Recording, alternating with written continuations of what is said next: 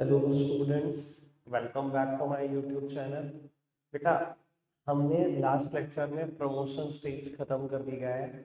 अभी इनकॉर्पोरेशन पढ़ने का नंबर है। बट आप देख रहे होंगे टॉपिक लिखा हुआ है स्लाइड में, documents required to be submitted.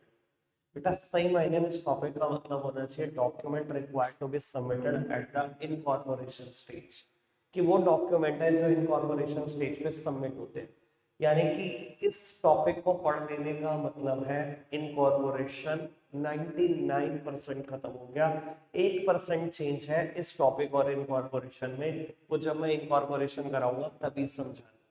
अभी फिलहाल हम ये टॉपिक कवर करते हैं, document required to be submit. बेटा, कंपनी में दो बड़े इंपॉर्टेंट डॉक्यूमेंट बढ़ते हैं जो हमने लास्ट लेक्चर में डिस्कस करे थे, जिनके नाम आज most detailed type of discussion उस पर करना है। एक डॉक्यूमेंट का नाम है एमओए, एक डॉक्यूमेंट का नाम है एओए। सब सामने देखेंगे, आराम से समझने की कोशिश करेंगे। बेटा, क्या चीज होती है एमओए और एओए? एमओए की फुल फॉर्म है मेमोरेंडम ऑफ एसोसिएशन, एओए की फुल फॉर्म है आर्टिकल्स ऑफ एसोसिएशन। बेटा, एमओए के ना कुछ दूसरे नाम भी होते हैं। एमओए को हम प्यार से बोलते हैं rank one document, principal document, charter of company. चाहे तो आप बोल लो रैंक वन डॉक्यूमेंट। इतना इंपॉर्टेंट है कि कंपनी में इससे इंपॉर्टेंट कोई भी डॉक्यूमेंट नहीं है। Rank one document, principal document और main document, also known as charter of company.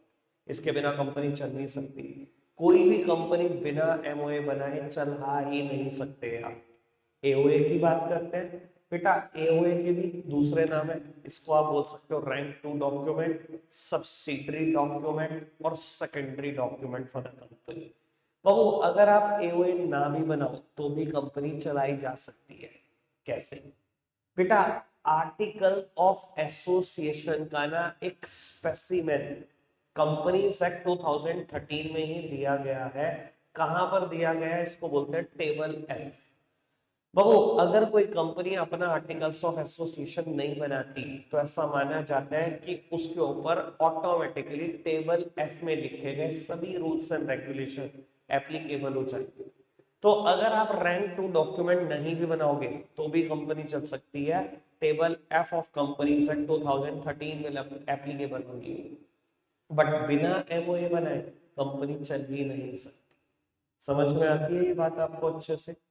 अब बात को थोड़ा सा और आगे बढ़ाते हैं। कल भी मैंने ये बात बोली थी, एमओए कंपनी की रिलेशन बताता है विद आउटसाइडर्स। कंपनी की रिलेशन बताएगा ये विद आउटसाइडर्स, और एओए बताएगा कंपनी की रिलेशन विद इनसाइडर्स। कंपनी अपने अंदर के बंदों के साथ कैसे डील करेगी, ये एओए बताता है। कंपनी अपने बाहर के बंदों के साथ कैसे डील करेगी, ये एमओए बताता है। अब मैं एग्जांपल भी देता हूं क्योंकि मैं डिटेल्ड डिस्कशन कर रहा हूं इस चीज का। अगर किसी कंपनी को लोन लेना है, वो लोन ले सकती है या नहीं ले सकती, और ले सकती है तो कितनी अमाउंट का ले सकती है, ये कहाँ लिखा होगा? Obviously MOA.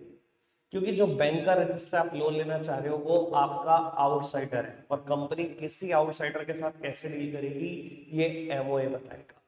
और किसी बोर्ड ऑफ डायरेक्टर की सैलरी आप किस एक्सटेंट तक इंक्रीज कर सकते हो, ये कौन बताएगा? एओए बताएगा।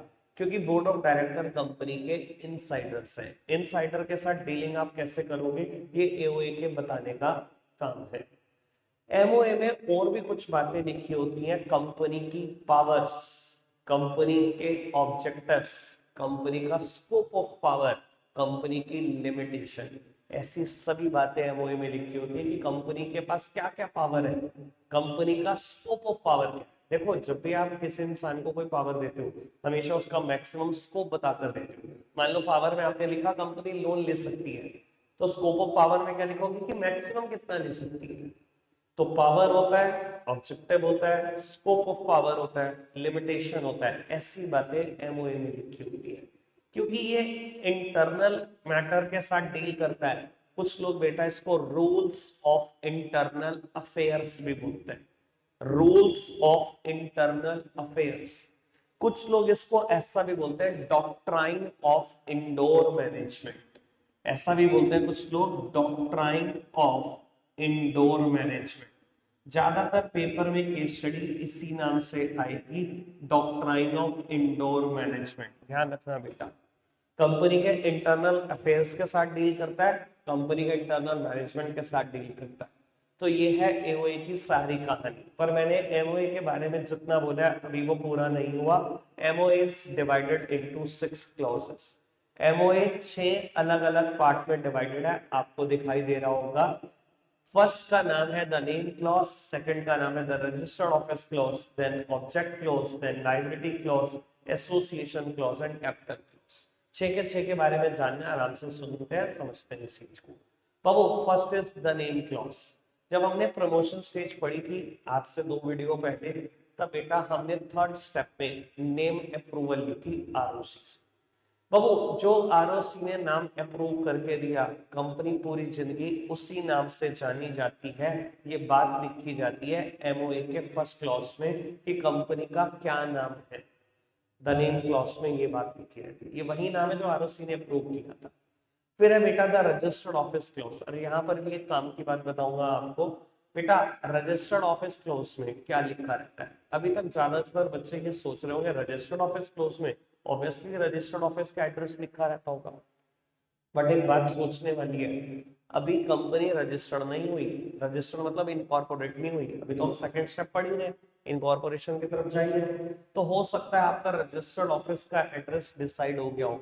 ऐसा भी तो हो सकता है कि कंपनी ने अभी तक रजिस्टर्ड ऑफिस का एड्रेस डिसाइड ही ना किया हो। तो दोनों पॉसिबल केसेस हो सकते हैं।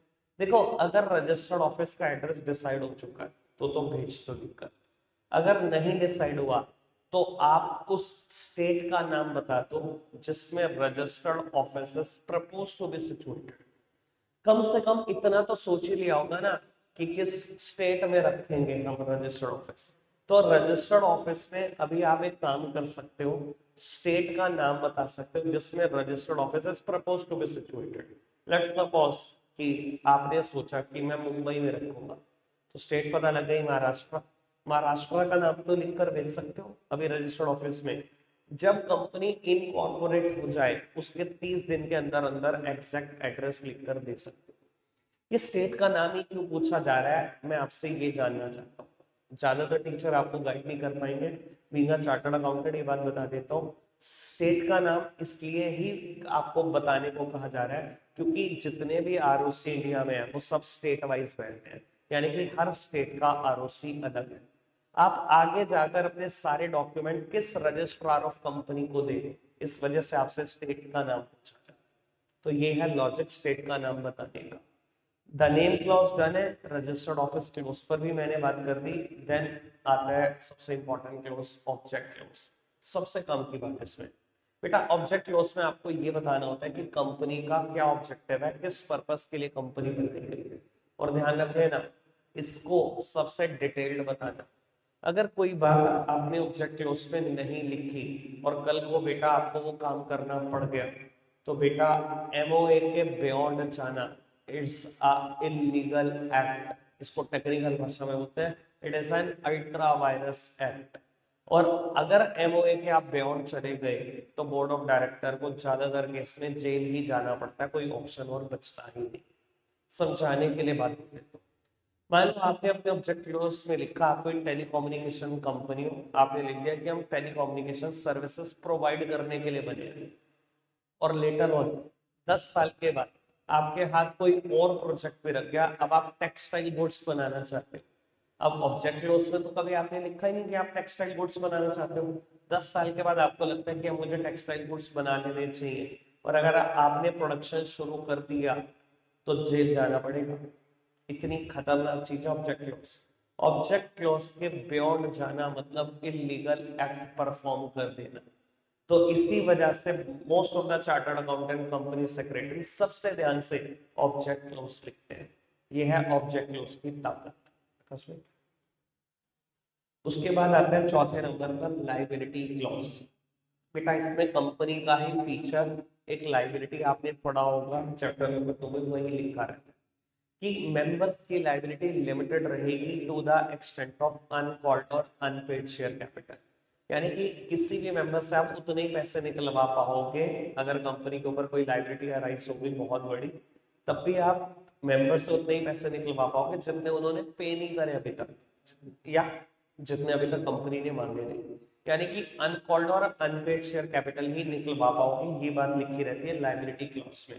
दैट सिंपली मींस कि मेंबर की लायबिलिटी लिमिटेड होती है, उनका घर बार नहीं बिक सकता कंपनी के कर्जे चुकाने के लिए। ये बात है लायबिलिटी क्लॉज की। फिर फिफ्थ नंबर पर पहले मैं पढ़ाऊंगा आपको कैपिटल क्लॉज।